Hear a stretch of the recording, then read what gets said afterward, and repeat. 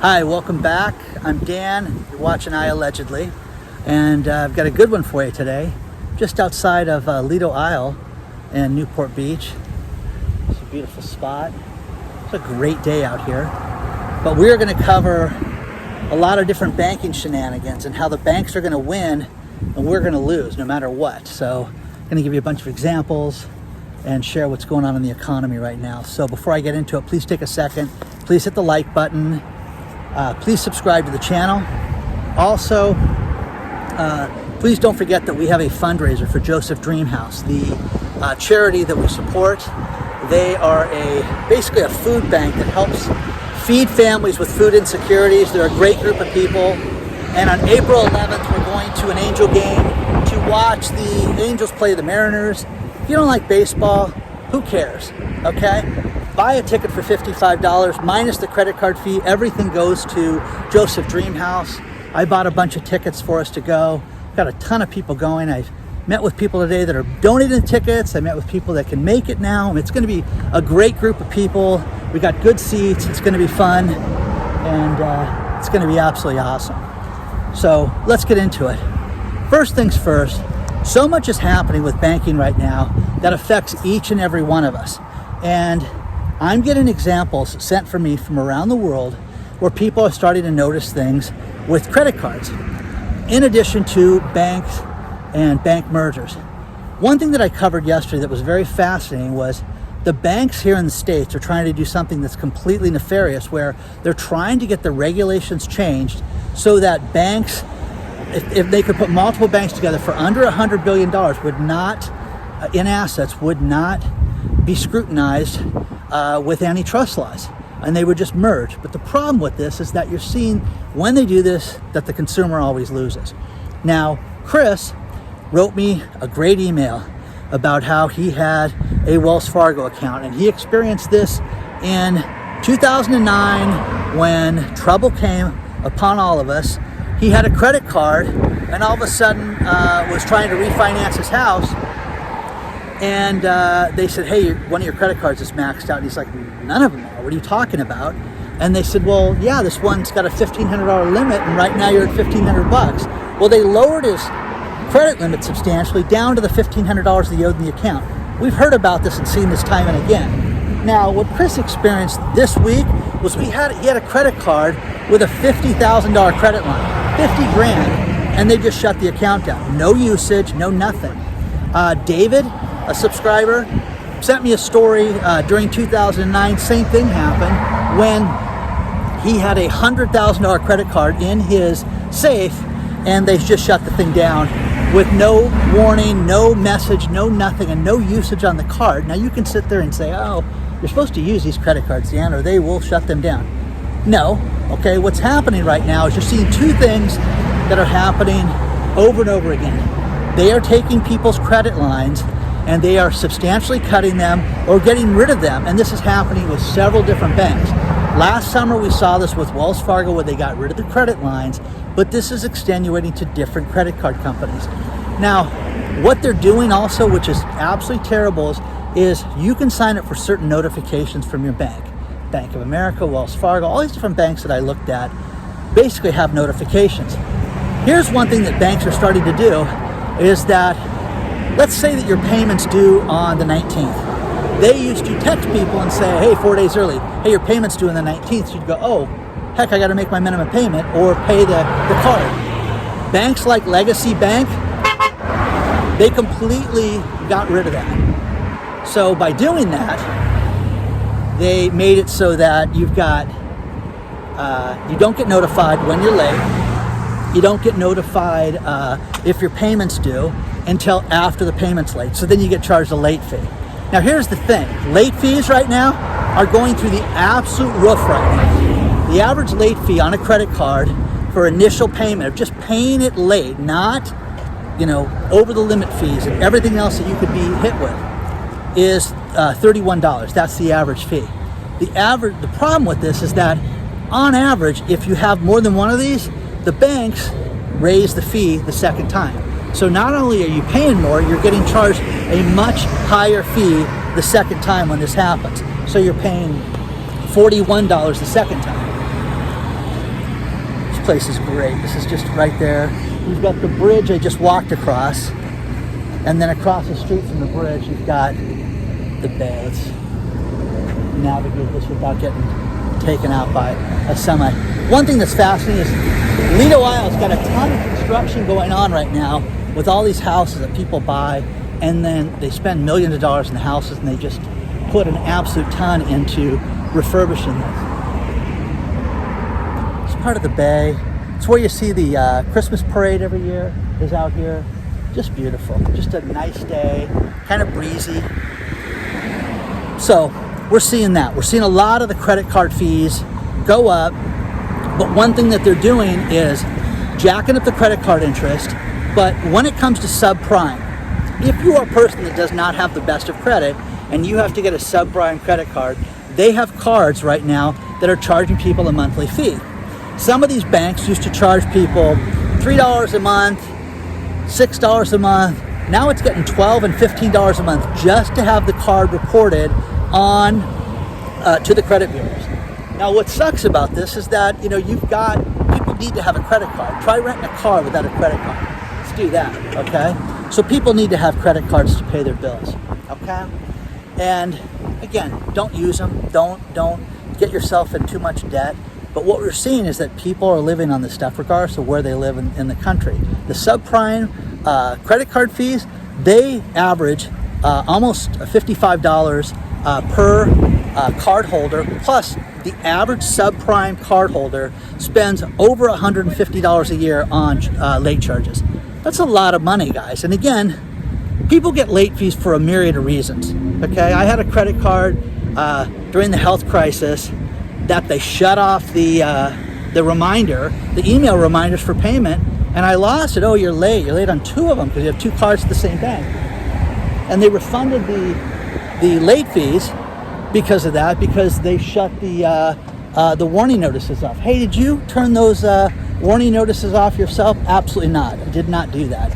And that's what you're seeing more and more banks do, is they're doing things to trick you into this. But the big problem right now is changing the credit lines and lowering the credit. The amount of credit that people have available right now is a problem. Now, we're seeing more and more seniors into debt. Think about this. Since the health crisis started, 43% of all the seniors out there are in substantial credit card debt. What is substantial? Over $10,000. Well, that's sad. These people most of them are on a fixed income and don't have that money to pay for things like this. So we're seeing that. The other thing is that we're seeing more people right now attempt more cash out refis on their homes. It's really windy over here. I'm going to see how this is sounding, and just give me 1 second. I'm just outside the Cannery restaurant, and it's kind of in the back bay section. It's a nice place to eat, closed today. But you're seeing credit card companies charge more than ever in late fees. Right now it's averaging $12 billion a year in late fees that the average consumer is paying here in the States. And what we're seeing in the UK is that more and more people in the UK, because of how expensive life is, that they're spending more money on their personal credit cards than ever just to get by. And people justify this all the time. Like, hey, I'll just put it on the card, I'm gonna get paid next week, and then inevitably something comes up, and then they carry the balance and make the minimum payment and carry the credit, and just continue that cycle. As far as cash out refinances are going, right now, because people's equity have gone up so much right now, and the average house just climbed up. The new number today came out at $428,000 across the country. That's interesting. But do yourself a favor. And if you borrow against the home, have some discipline, because most people don't have discipline when it comes to their credit. And most people pay off the credit card and then, oh yeah, I can go do it again. This is what we saw over and over again in 2006, 2007, 8, 9, 10, 11. It's just what people did. So it makes it very easy. You have a zero balance and all of a sudden you just go and use the card again, but you're paying on it and it's attached to your home, which is horrible to do. So if you're disciplined and you can do it, great. But again, what will your home rent for right now? If you had to move, Dan, I'll never have to move. I'm never gonna lose my job. You're an idiot. I don't know who your friends are. You know, you guys should read the emails and the comments and things like that. What people need to do is plan for a rainy day. Oh, it's never gonna rain. Okay, well, we had 2020, guys, and it rained for everybody. So remember that.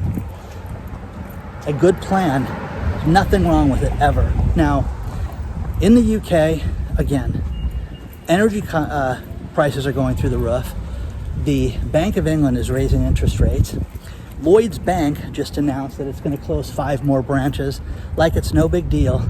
But again, this is a big staple bank for the United Kingdom, and it's a big deal. And here, when they do this, they're doing it more and more, and they're doing it to smaller cities. And the fintech companies, if you were on the email chains that I'm on, talking about how, listen, banks don't have branches. Get out of the branch business.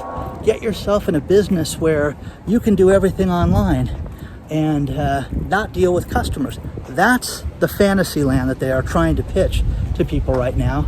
And it's a very difficult thing to do because a lot of people need banks. Now, this week, you know, Chris has his credit line cut down.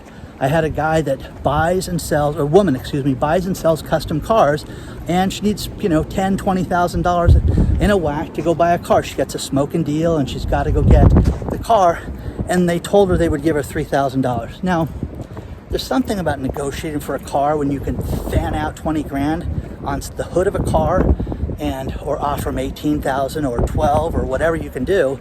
But there's a magic to that over, hey, let me go get you a cashier's check. Okay? Seriously. So look at these stories, look at these comments. That's what we're seeing. But again, the banks don't care about us, guys, at all. And you're seeing them do things more and more that are just going to hurt us. And the interest rates, you know, everybody needs to, a couple things you need to do. What is the shut-off date for your credit card each month? In other words, on the 18th of the month is when the account closes. Now, if that's good for you, that's great. If you know those dates, you should know the date. The cutoff date for when they print the new statement. Know those dates, because you'll know if you can borrow against it, or if your statement cuts off on the 18th and then you use the card on the 19th, you have basically 2 months sometimes to make that payment. It's awesome. So know that date. Also, banks right now, most of them, subprime ones not so easy, but most of them, look at this down here in Villa Way. I mean, all this stuff that's available for these, all these warehouses down here. This is crazy, guys. It's all prime stuff right at the end of this street, guys, is the ocean. So it's kind of sad that this is like this. But you can dictate to your bank your closing date, okay? And the value of doing that is that, you know, I know people that have all their credit cards closing the same day. That wouldn't work for me, but there's ways to do that. So.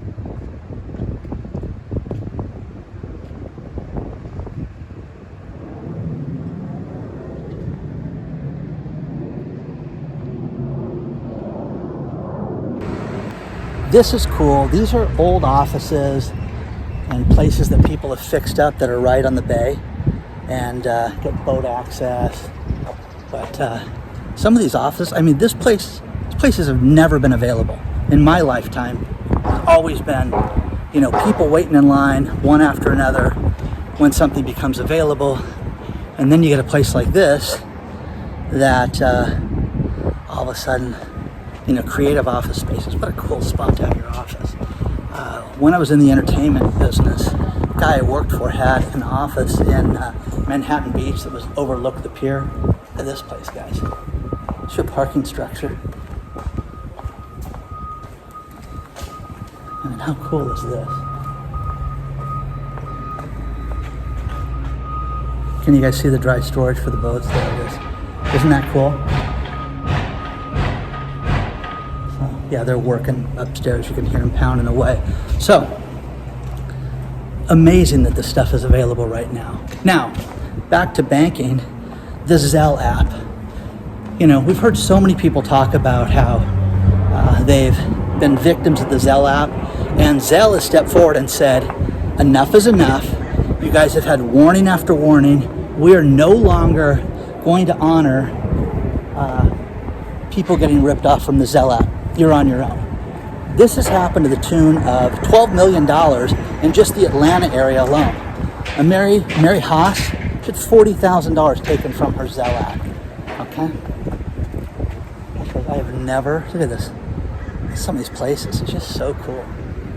You know, you got the artist bungalows and stuff down here.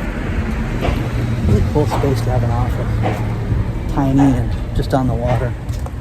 You know, hair salons, things like that.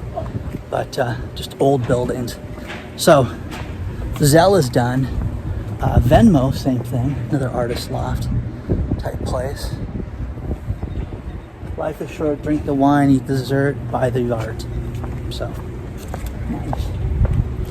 But again, guys, you're going to see the banks, they're fed up with this. I got a notification from Facebook today that there was a potential hacker trying to access the account. So, change the account, do all the two-step authentication and everything like that. But I've had people that were not so lucky. And I heard a great radio story over the weekend where it's funny now, but it wasn't funny listening to this story. There's a realtor that him and his wife had their Facebook account stolen. And the worst part about this was the person at first started, doing crypto scams and things like that once they hijacked the account. And this person had called the Kim Commando Show. And what was disturbing was the person realized that this was a successful realtor that they had ripped off the account from. So what they did was they went out and started to advertise properties on these people's Facebook page. Hey, rent here, do this. Here's the sick part. They took their existing family photos that were on the site and repurposed them again as if they were their own. So, there's no phone number to call Facebook. You got to do everything through the emails and through the app and all that stuff, and it's a pain. But she came up with a great remedy. If you buy that Oculus headset for $295, they have a customer service phone number, and you can say, I can't connect to my account. So for $300, for those of you out there, you can get your Facebook account back. And I thought that was utterly brilliant because it's the only place for Meta that has a customer service page. Again, guys, you're on your own. Remember that. These people are ripping us off. These people are stealing. The government, speaking of that, the government just announced that they're going to have more and higher emission standards that come out. Here's the thing.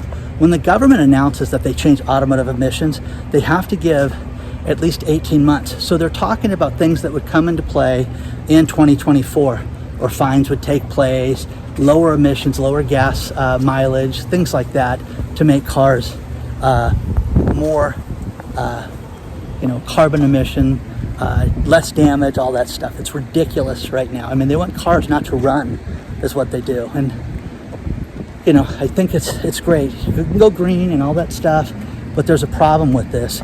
And remember that boat that was talking about how Audis, the Volkswagens, Porsches, Lamborghinis were on that boat? There's almost $500 million on that boat, and it sunk to the floor of the ocean.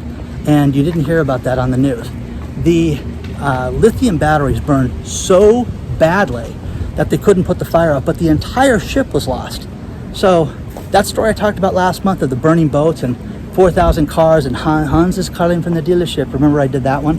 Anyways, the problem with this is that they said think about this, the boat sank with thousands of vehicles on it, and they said that there was not any environmental concern at all or damage, because if there was, you'd have everybody freaking out about that. But they said there was none. And again, if you think an automobile doesn't have oil, fuel, anything on it that could hurt the bottom of an ocean, you're kidding yourself. This is the side patio for the cannery right here, which is cool because they're closed and nobody's out here. So it's just you and me. So there's that. But great place. You've got Blue Water Grill across the street that's being remodeled right now. So when that opens, it's a nice place to eat. And this is just fun. They built these high-rises that are millions of dollars to buy these places, which is insane to have a condo that costs that much, but that's what's happening. So, share your thoughts on all this stuff. Again, do you think that the people that get scammed from Venmo and Cash App and from Zelle, that they should be reimbursed by the bank? The people that got reimbursed, those people should be jumping up and down right now, because Zelle said enough is enough and they're not going to reissue any money anymore. So share your thoughts on all this stuff, guys. I'm going to finish this video with these last few stories. And Mohammed Al-Arian, he says that we are having a cost of living crisis right now for the average consumer, and that the average consumer is having a very difficult time and that it's only going to get worse. And he thinks that we can avoid a recession, but if you listen to people like Greg Manarino, a recession would be a good thing right now compared to where we're at, because when you come to places like this and you see the absolute devastation of retail and real estate, even in these rich areas, it really is eye-opening, to say the least. So there's that. Next thing is cost of living increases are so bad right now that people have to make the decision that they have to trade up right now or trade down when they make the purchases. What I mean by that is a lot of people buy brands, whether it's a particular type of cereal, a sauce, an olive oil, it can be anything, but you like your brand, you like to cook with it, you like to eat it. But what you're seeing with a lot of different consumers right now is that they cannot afford to buy the regular brand, so they are trading down right now. And the worst part about this is, if you read the comments in the videos, you're seeing that more and more people are experiencing this with restaurants, where they go to restaurants and the pizza place doesn't taste the same. The hamburgers don't taste the same. They don't have the same type of vegetables in the soup. And again, the expensive things, it's outrageous right now. Cheese is very expensive, guys. So what people do is, it's mozzarella, we'll just buy the cheaper brand, and it dramatically affects the taste of and the quality of the pizza. Pizza sauce, same thing. Olive oil is very expensive, and people cut corners on this stuff all the time. And when they do this, it just lessens the quality, and we're seeing that. So the other thing is ramen noodle prices. There is a guide where they say that you can tell inflation by the price of a Big Mac, which is fascinating. If Big Macs go up, the economy is going up, but also they're saying it's the same thing with ramen noodles. We had a decade basically where ramen noodles didn't go up, and now they are spiking. And my kids liked them, and I was trying to figure out how much they were, but in the last few days I've gone out of my way to see if ramen noodles have gone up in price, and it's fascinating to see this. This is kind of a quaint little beach town here on Lido, right off the water. Get a glass of wine, pay too much for a dress, that type of stuff. It's very cool. So the final thing is the University of Michigan does their misery index, and they have said that the average person has not felt good, and consumer sentiment has not been so low since 1940, since World War II. So we're seeing consumer sentiment and how people feel about things at their lowest level since World War II. I mean, can you make this stuff up, guys? So again, really cool places to shop, hang out, all these little streets that you can walk up and down. But here's the fascinating thing. I was here a year ago, okay? And there's vacancies here. It's kind of crazy. So please don't forget to like the video. Please don't forget to subscribe to the channel. Don't forget there's a ton of past videos with a lot of different subjects on them. Don't forget the fundraiser for Joseph Dreamhouse, $55 a ticket. I'd love to see you guys there. A lot of people are going to join us. It's going to be fun. We're going to have a little get-together beforehand. And also, don't forget to join the email list. The link is below. And if you want more access to me, you've got the Patreon channel where you can get more access to me. Okay, so onward and upward, guys. I will see you guys very soon.